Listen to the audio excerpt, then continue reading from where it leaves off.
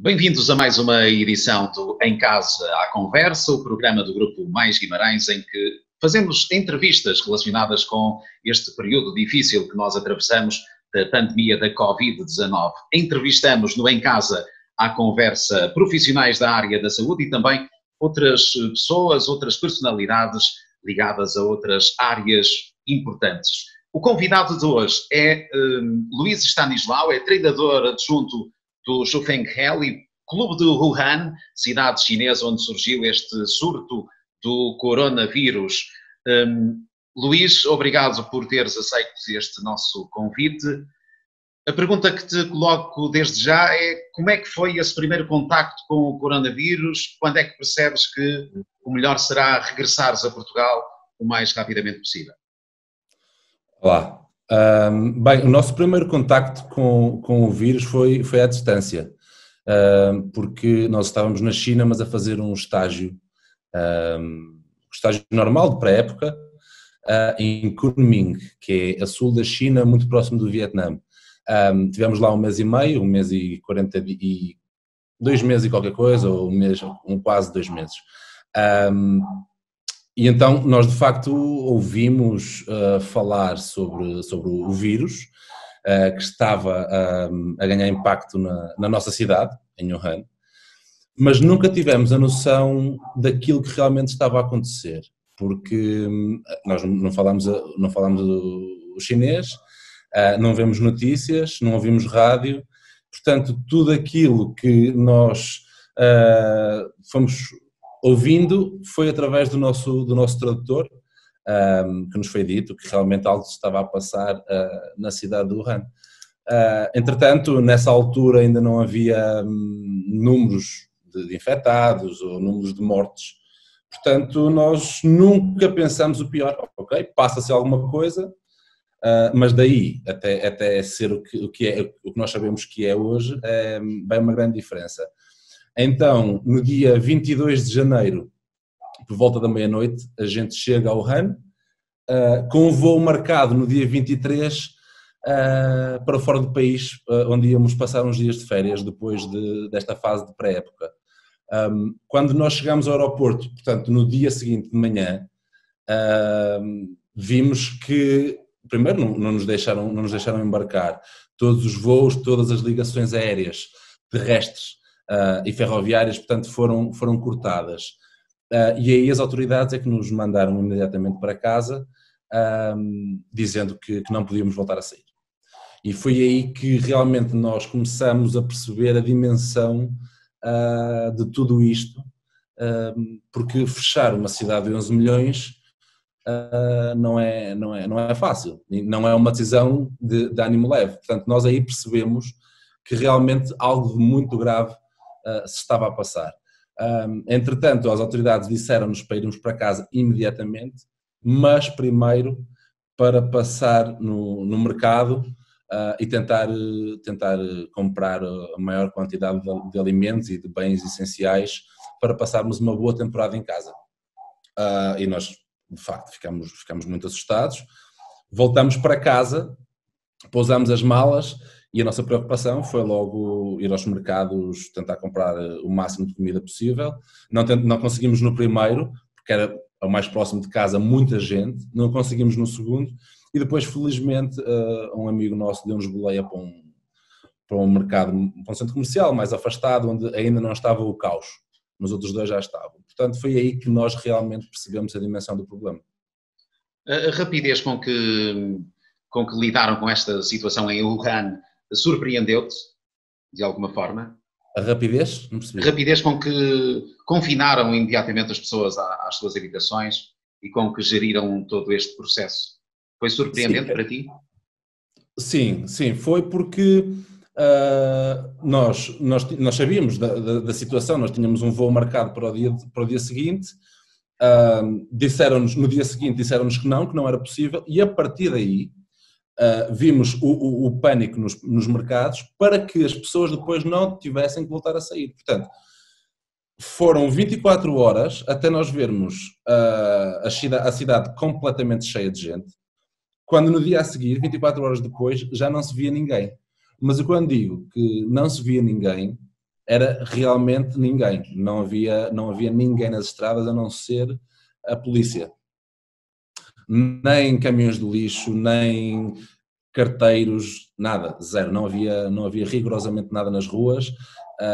Tudo que serviços públicos ou não públicos estava tudo fechado. Portanto, foi uma decisão, não sei se foi rápido ou não, porque eu não sei exatamente quando é que tudo isto começou, não é? Mas que depois de decidido, foram 24 horas até toda a gente ficar confinada às suas casas. Os vídeos que vemos nas redes sociais e noutros canais relacionados com os mercados da Wuhan e que demonstram, por exemplo, alguns animais que no Ocidente consideramos absurdo serem consumidos, as condições de higiene nesses mercados são exatamente aquilo que nós vemos nessas imagens ou há ali algo que foi tratado para passar essa imagem de algum descontrole? Não, eu acredito que... Não, essas imagens são verdadeiras, até porque já assisti, já fui a mercados onde aquilo que para nós era impensável, para eles é o dia-a-dia. Portanto, nós temos todas aquelas regras de higiene que, se não cumprirmos, temos a azar em cima e coisas que para nós já são hábitos essenciais, não é? Que para eles ainda não funciona assim. Para eles está tudo bem, não significa que falta higiene para eles, porque para eles é esta a realidade. Nós entrarmos no mercado onde à nossa volta só vemos carne pendurada ou então animais mortos ou vivos num tapete e as pessoas vão lá e escolhem qual é que querem, coisas desse género que nós não estamos habituados, mas que para eles é o dia-a-dia. Portanto, sim, essas imagens são verdadeiras e lá está, como disse, aqueles animais que para nós não são muito, como direi, não é habitual para nós, não faz parte da nossa cultura. Para eles faz e assim como nós comemos animais que para eles não faz sentido nenhum. E houve alguma alteração? Tens mantido contacto com o Wuhan? Há alguma alteração nesses mercados? Houve algo que foi feito pelas entidades chinesas relativamente a isso? Sei que o mercado em causa, que fica a 2 km de minha casa, supostamente onde tudo começou, esse está encerrado. Depois, tenho visto algumas coisas na internet e nas redes sociais da China que várias, portanto, estão a tentar mudar essa lei que permite ou que permitia a venda desses animais, ou de animais mais exóticos que agora, a partir de agora, não podem ser mais vendidos ou comercializados. Acho que a primeira cidade que tomou essa decisão foi Shenzhen, faz fronteira ali com Hong Kong, já proibiu a comercialização de certos animais que até à data eram permitidos, rás, cobra, portanto alguns animais que até à data são permitidos e que há muita gente que come, mas que essa cidade foi a primeira, já proibiu essa comercialização. Portanto, eu acredito que agora haja aqui um reformular de certas leis e vão proibir certamente a venda de alguns animais. Portanto, de certa forma está a mudar. Relativamente ao número de mortos na China, esta semana foi lançada a suspeição de que as coisas não teriam corrido assim tão bem, diga-se, com um elevado número de mortos, mas que haveria mais que não foram identificados como tendo mais chineses tendo falecido com a Covid-19. Acreditas que possam ter sido realmente muitos mais aqueles que acabaram por falecer com Covid na China e que isso tenha sido ocultado pelo regime? Eu sinceramente não queria muito responder a essa questão, porque não sei.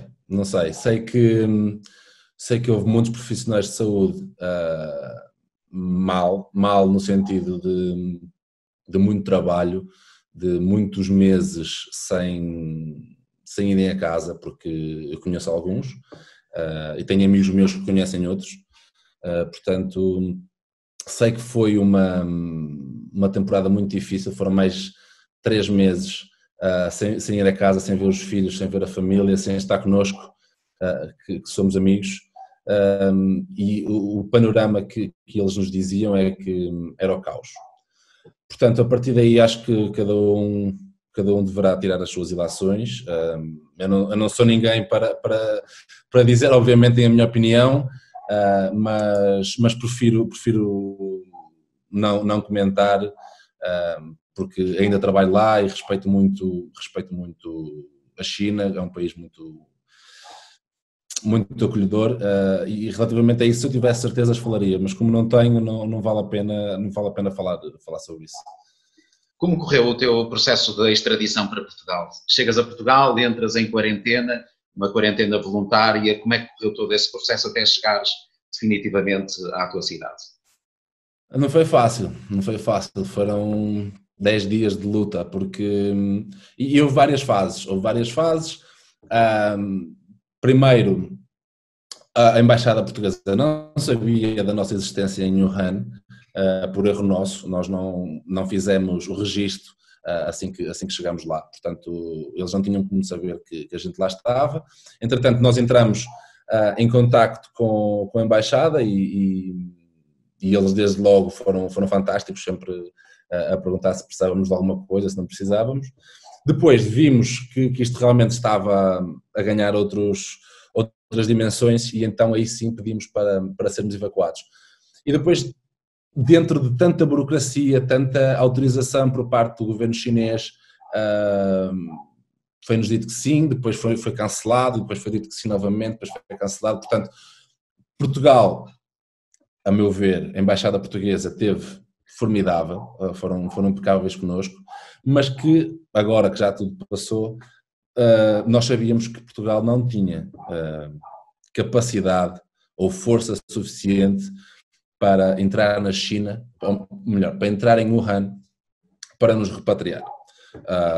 Teve que ser, e eu nessa altura não entendi isso, porque foi-nos dito que, de facto, o governo português ia fretar um avião para nos repatriar, e depois foi-nos dito que afinal já não, porque havia cidadãos de outras nacionalidades e então iam falar com esses governos para fazermos o repatriamento conjunto para assim poupar dinheiro.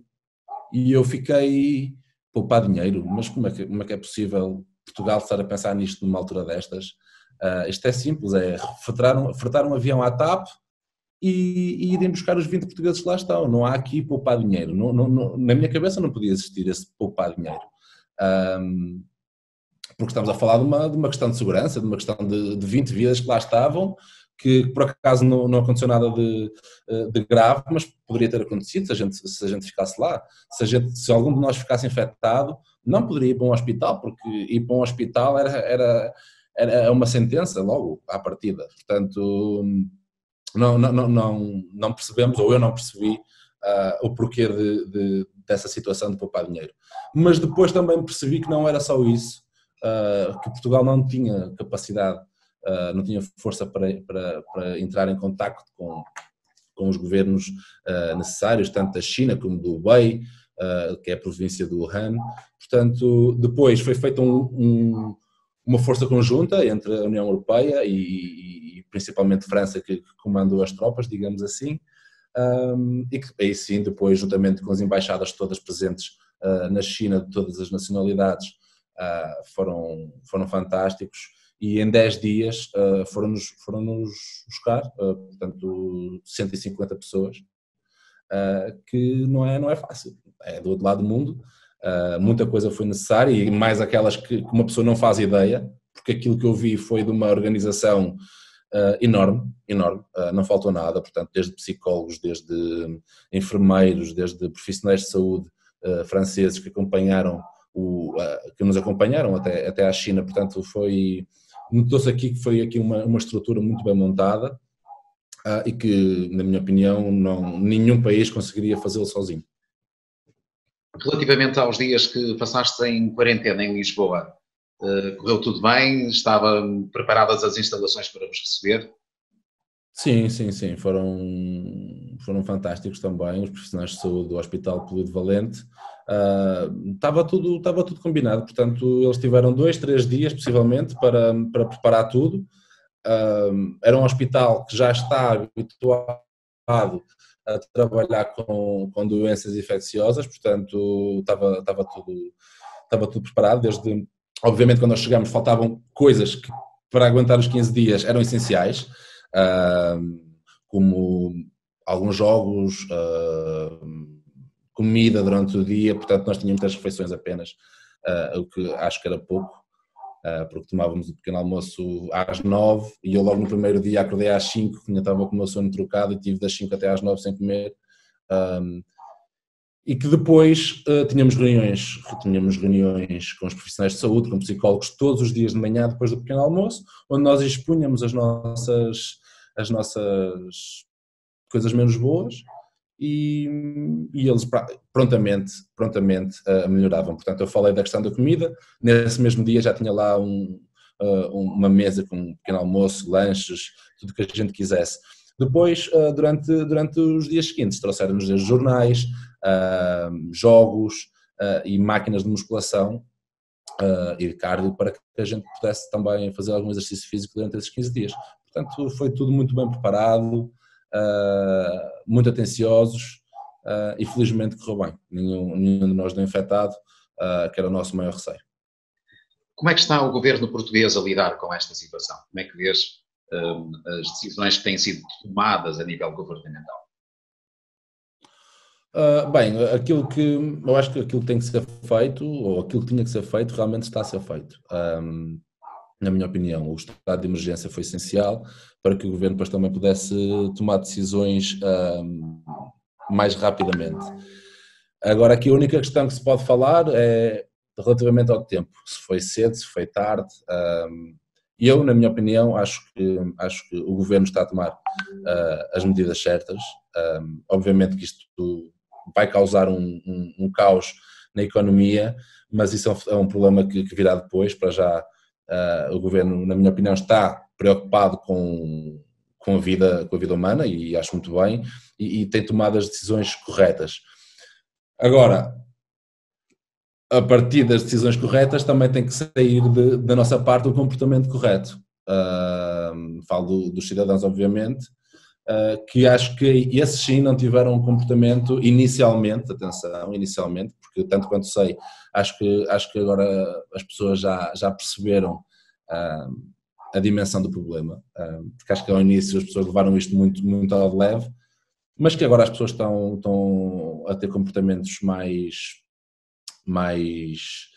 melhores para a saúde pública e para eles próprios. Portanto, acho que as medidas do governo com um bom comportamento dos portugueses, acho que é uma ótima combinação, e não tenho nada a apontar até o momento. Há uma grande diferença entre o comportamento dos portugueses e o comportamento dos chineses? Bastante. E vamos voltar à questão da cultura, não é? Nós aqui vivemos num país democrático, onde muitas vezes as pessoas confundem isso com a vontade de fazerem o que querem e de dizerem o que querem gratuitamente. Lá não funciona assim, é um regime bastante mais fechado, mas que não significa que não sejam felizes, são felizes de igual forma, mas que foram culturalmente criados a respeitar o regime. Portanto, neste caso, o governo, as pessoas respeitam muito, mas desde pequeninos eu vejo os miúdos a brincarem na rua e desde pequeninos são assim. Portanto, a palavra do mais velho, a palavra de quem tem autoridade, tem efetivamente muito peso no comportamento das pessoas. E isso falta um bocadinho aqui, ou então não falta, são apenas culturas diferentes, mas nesse sentido falta. Portanto, o nosso comportamento, como eu disse há pouco, na China foram precisas 24 horas. Foi preciso até a ordem, alguém deu a ordem, as pessoas prepararam-se, indo aos supermercados e comprando aquilo que necessitavam, para que depois pudessem cumprir aquilo que é a ordem dada pelo governo. Aqui não funciona tanto assim, as pessoas primeiro não estavam a acreditar muito na seriedade deste problema e, portanto, devido a isso, demoraram um pouco mais a cumprir as regras dadas pelo Governo ou as recomendações dadas pelo Sistema Nacional de Saúde. Os chineses que tinham também a vantagem de já terem conhecido outros casos parecidos com este que nós vivemos agora. Portanto, já têm uma experiência que os portugueses definitivamente não têm. Exatamente. Portanto, houve uma crise como esta em 2002, 2003, não consigo precisar, que era também uma doença ainda mais letal do que esta do novo coronavírus, apesar de não ser tão contagiosa. Portanto, matava mais, mas a propagação era mais difícil. Portanto, as pessoas lá na China já têm um conhecimento daquilo que poderá ser um confinamento, ou então já sabem como lidar nestes casos para que a situação não se agrave. Sim, poderá ser uma vantagem por parte dos chineses já terem tido esta má experiência e agora aprenderam com os erros e certamente quem errou no passado desta vez já fez corretamente. Na China, por aquilo que nós conseguimos ver, as máscaras não são discutidas, pelo menos a utilização de máscaras. Por que é que não está a ser implementado isso em Portugal? Pois, também é uma questão que eu não percebo. Eu sempre que saio à rua uso máscara. O uso de máscara, na minha opinião, é essencial. Essencial. Dizem o Sistema Nacional de Saúde, ou as pessoas, os profissionais de saúde, que é mais grave usar máscara e depois não a saber retirar corretamente do que não usar máscara. Portanto, eu acho que isso é... Estão a tentar iludir os portugueses, porque de facto não há máscara para todos e, portanto, dizem que não é necessário para evitar o caos e até posso compreender o porquê de o fazerem. Agora, dizer que não é recomendado usar máscara, para mim é um erro, porque se nós não soubermos retirar bem a máscara, corremos o risco de sermos contagiados. Mas então se não usarmos, praticamente já estamos contagiados, não é? Então, se retirar mal a máscara, poderá ser um grande risco de contágio. Se não usarmos a máscara, pior ainda. Portanto, sabemos que a propagação do vírus é pelas vias respiratórias, ou então tocar com as mãos nos olhos. Então, uma regra simples que nos foi dita lá na China foi o uso de máscara é obrigatório, o uso de óculos de sol ou não é obrigatório, luvas e gel desinfetante. Isto para quê? A gente saindo à rua, se sairmos com os óculos e com a máscara, de certeza absoluta que não vamos tocar na cara. Portanto, não tocamos nem na boca, nariz, nem nos olhos, porque estamos protegidos tanto pelos óculos como pela máscara. Chegando a casa, a primeira coisa a fazer, tirar os óculos e desinfetar, e a máscara vai para o lixo. Desinfetamos as mãos e à partida está 99% garantido de que não vamos correr o risco de sermos contagiados. Quando estivemos no hospital polivalente, era obrigatório usar máscara, até na área comum, até nos corredores, e mais, eu pedi autorização para treinar sem máscara e não me foi dada essa autorização. Portanto, era obrigatório usar máscara. Agora, acredito que as pessoas e que os profissionais de saúde tentem dizer que não é obrigatório ou que não é necessário usar máscara para possivelmente evitar um caos que possa existir na corrida à compra de máscaras. Portanto, acredito que seja por aí e não pelo facto de não ser realmente necessário, porque tem que ser, porque todo mundo o diz e acho que só nós em Portugal é que dizemos que não é necessário. Antes de ontem, tomava pequeno almoço com um português que vive em Macau e que pretendia colocar em Portugal 100 milhões de máscaras. É mesmo um problema, a não existência de máscaras em Portugal, e será essa a única explicação para não estarmos a utilizá-las nesta altura? Achas que sim?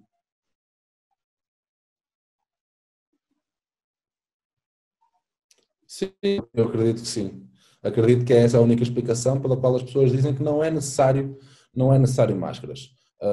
Porque se Portugal, se houvesse cá quantidade de máscaras suficientes para a população, eu acho que as pessoas iam dizer que realmente é necessário máscara e usem-nas e comprem-nas e gastem dinheiro porque as máscaras são obrigatórias. Agora, como não há também essa possibilidade de negócio, como não há efetivamente máscaras, dizem que não é necessário, mas é necessário, porque na China, e repito, na China, que é um país onde já viveu muito isto, já não é a primeira vez que o vive, há menos de 20 anos viveu outra,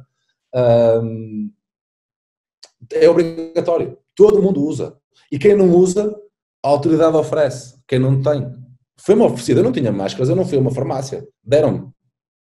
E não foram destas descartáveis, foram daquelas recomendadas, não sei se é P3, se é M3, mas foram dessas recomendadas. Portanto, não são máscaras de uso de 4 horas, têm uma validade maior, não sei quanto, mas é maior e são mais resistentes, não são como estas azuis que se usa cá. Portanto, lá é obrigatório e oferecem, porque eles têm, nós não temos essa capacidade. E portanto acho que a única razão pela qual dizem isso é mesmo pela falta de existência de máscaras. No entanto, em Portugal, os números e a curva de subida do número de casos em Portugal está relativamente controlada, pelo menos é o que conseguimos ler nos números. Como é que vês esses números? Que leitura fazes da evolução da Covid em Portugal?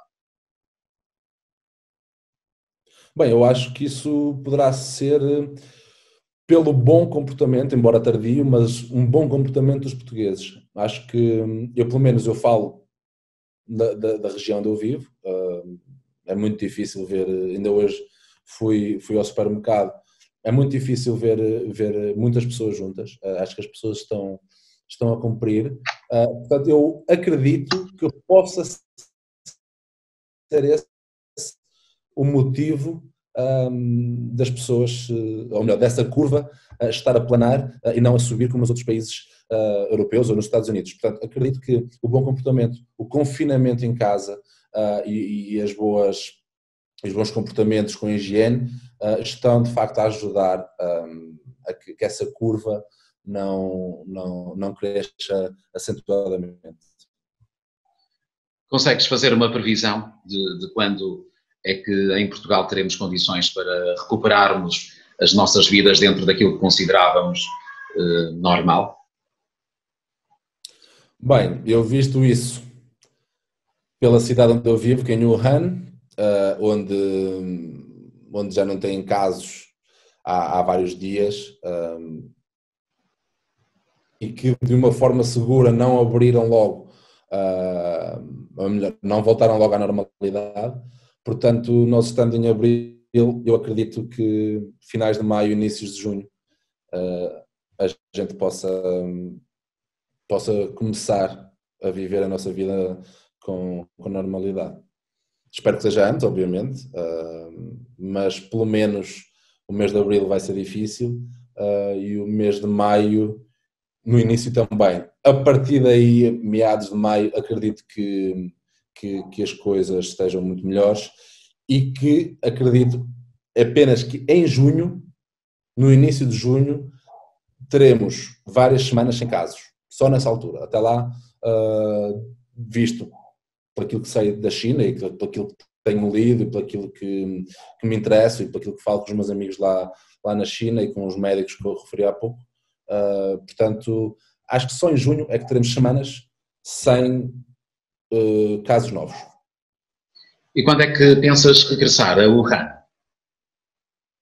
Bem, isso agora não é uma decisão que nos cabe a nós, até porque nós tentámos regressar há pouco tempo. Nós vimos que as coisas estavam a piorar, em Portugal estava a piorar de facto, e que na China já não havia casos há vários dias, que as pessoas já estavam a sair à rua.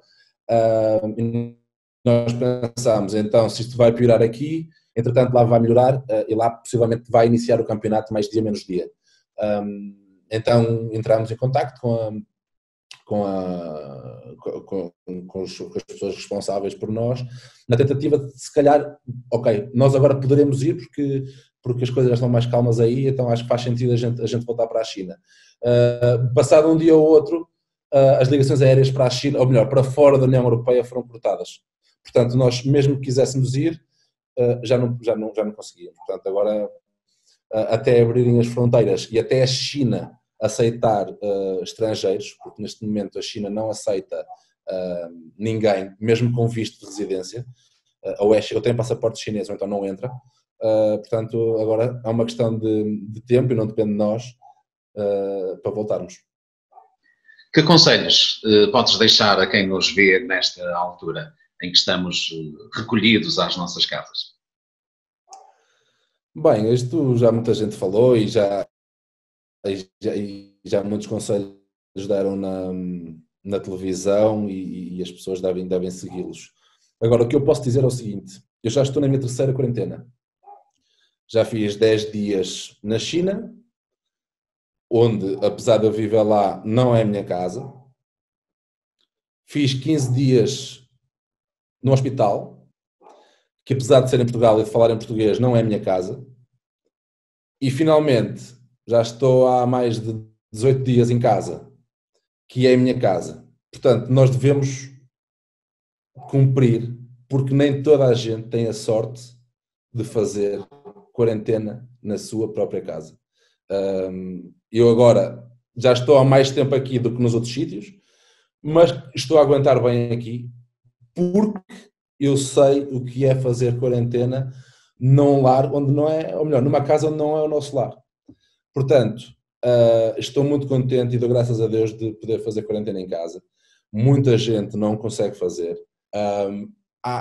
Por aquilo que eu li, há mais de 1000 portugueses à espera de repatriamento em todo o lado, em todos os países do mundo. Portanto, devemos cumprir e, se pensarmos bem, nunca foi tão fácil de ajudar os profissionais de saúde ficando em casa. Portanto, é isso, fiquem em casa.